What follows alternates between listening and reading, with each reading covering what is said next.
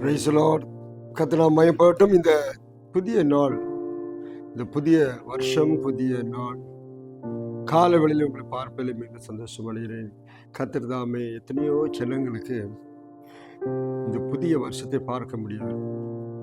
கண் எதிரே நான் பார்க்க அநேக காரியம். ஆனால் கர்த்தர் உங்களையும் என்னையும் இந்த புதிய வருஷத்தை காணும்படி வைத்திருக்கிறார் என்றால் கிருபைக்கு நன்றி சொல்லுவோம். இப்பொழுது ஒரு புதிய லோக சுவார்த்தையை நான் உங்களுக்கு சொல்லி ஜெபிக்க விரும்புகிறேன். சங்கீதத்தின் புஸ்தகம் 34ஆம் அதிகாரம் 8ஆம் வசனம். கர்த்தர் நல்லவர் என்பதை ருசித்து பாருங்கள், அவர் மேல் நம்பிக்கையா இருக்கிற மனுஷன் பாக்கியவான்.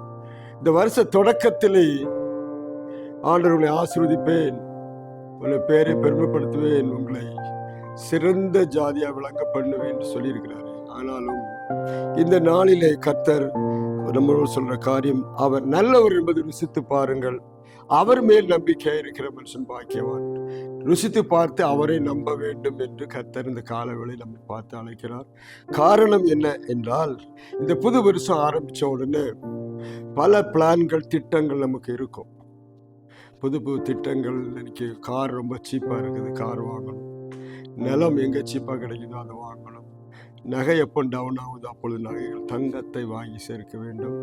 இப்படி பலவிதமான திட்டங்கள் நம்மகிட்ட இருக்கும். இதை கட்டணும், இன்னைக்கு நமக்கு வீட்டை கட்டி முடிச்சிடணும், இந்த வருஷத்துல ஒரு பெரிய மாற்றம் உண்டாகும்னு சொல்லி நிறைய திட்டங்கள் வச்சிருக்கோம். திட்டங்கள் வைத்து அதை செய்யணும், இதை செய்யணும், எப்படியாவது பண்ணிடணும்னு நினைச்சிட்டு இருப்போம். ஆனால் ஆண்டவர் இன்றைக்கு நம்மை பார்த்து ஒரு காரியம் சொல்லுகிறார். என்ன சொல்றார் அப்படின்னா, நீங்கள் ஆண்டவரை ருசி பார்க்கணுங்கிற திட்டம் நமக்கு இருக்கணும்.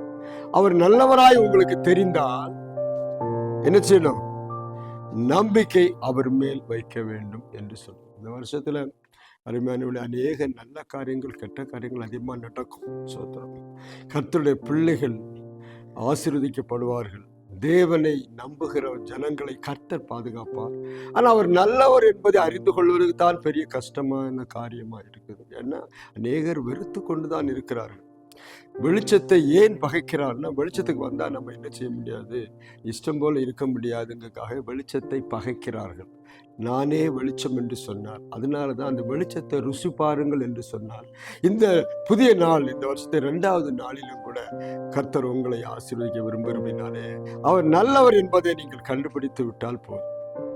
அப்படியே நான் அவர் ருசி பார்த்தா தான் கண்டுபிடிக்க முடியும். இந்த நாட்களிலே அவர் நல்லவராக இருந்து உங்களுக்கு காரியங்களை செய்ய அவர் ஆயத்தமாக இருக்கிறார். எப்படி யார் என்ன செஞ்சு என்ன காரியங்கள் போனாலும் தேவன் நல்லவர் என்பதை நீங்கள் தெரிந்தால் உங்களுக்கு நன்மை தான் நடக்கும்.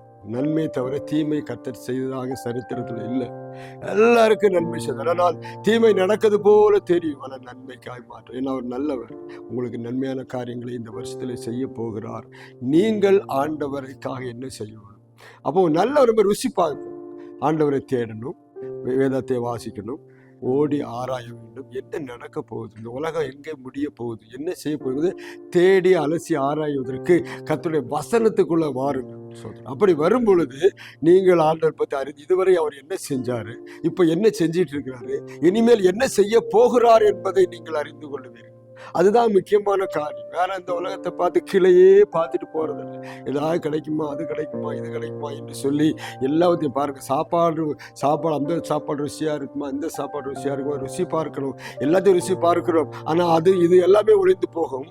கர்த்தரை ருசி பார்க்கிறவர்கள், வசனம் சொல்லுது, கர்த்தரை ருசி பார்க்கிறவர்கள், அவர் நல்லவர் என்று அறிந்து கொண்டவர்களுக்கு ஒன்றுமே அழியாது, எல்லாத்தையும் அவர் திருப்பி கொடுக்கிறவர். அதனால அங்க சொல்லப்பட்டிருக்கு பாருங்க, அவர் மேல் நம்பிக்கை இந்த வருஷம் ஃபுல்லா வைக்கிறதுக்கு கர்த்தர் உங்களை அழைக்கிறார்.